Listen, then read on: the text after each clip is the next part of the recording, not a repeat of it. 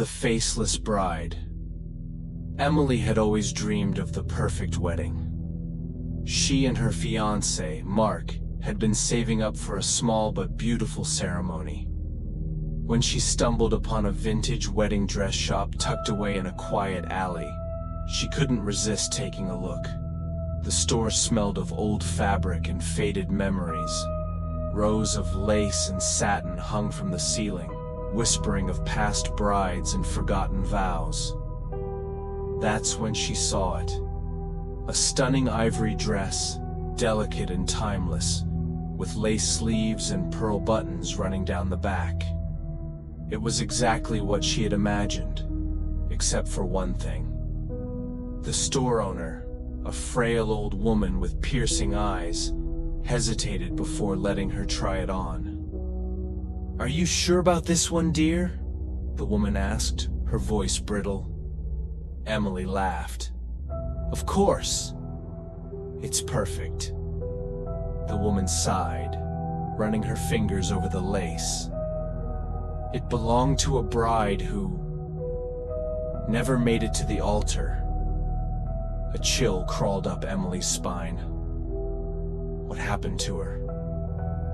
The woman hesitated, then shook her head.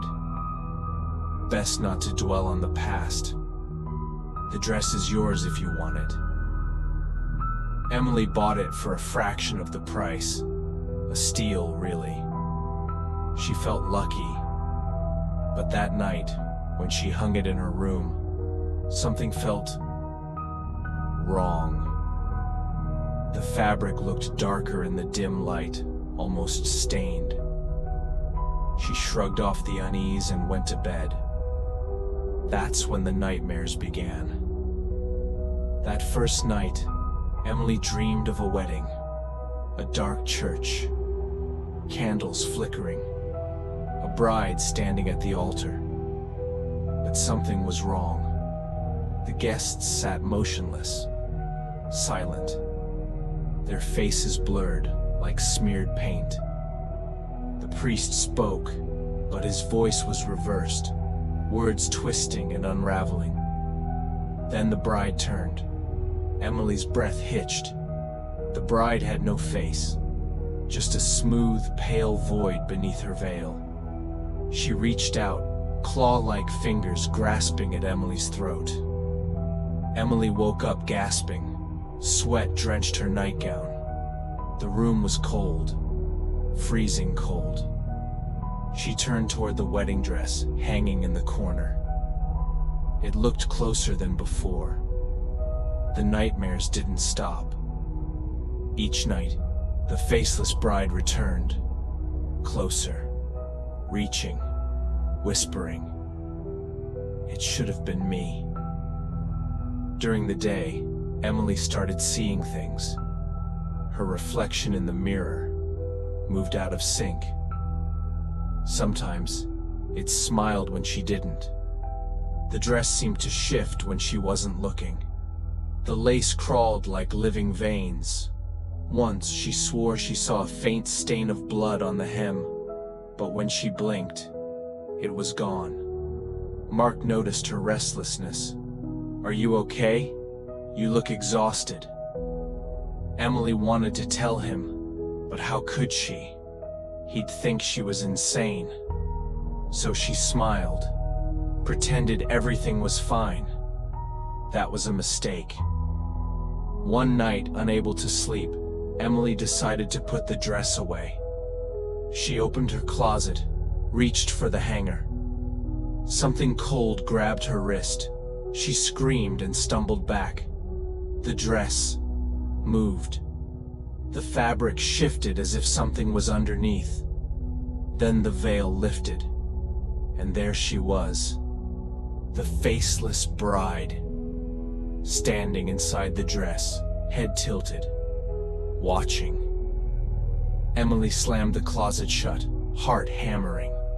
Tears burned her eyes. This isn't real. It's just a dream. But the whispers slithered through the door. It should have been me.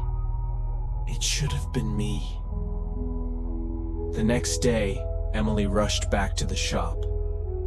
But when she got there, it was gone. The alley was empty, nothing but dust and forgotten space. Panicked, she started digging through old newspapers. And that's when she found it. An article. 1952. Bride-to-be found dead in church on her wedding day. Dress missing. The photo showed a woman in an identical dress. The name beneath it made Emily's stomach drop. Eleanor Hastings. She recognized the church from her nightmares. It was real. Emily decided to burn the dress. She dragged it outside, lit a match, and tossed it into the flames. The fire sputtered, flickered, died.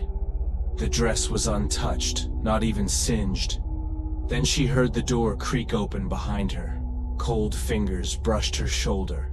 A voice whispered in her ear. "You took my dress. Now I'll take yours." Pain ripped through her chest. Her breath hitched.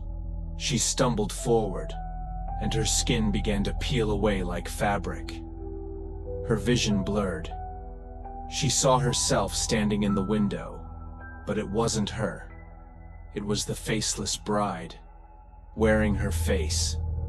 Emily tried to scream, but no sound came out. Her body collapsed, empty. The last thing she saw before the darkness swallowed her was her own reflection, smiling. Weeks later, a new bride-to-be walked past a vintage dress shop. She stopped, admiring a beautiful lace gown displayed in the window. It looked perfect, almost as if it had never been worn before.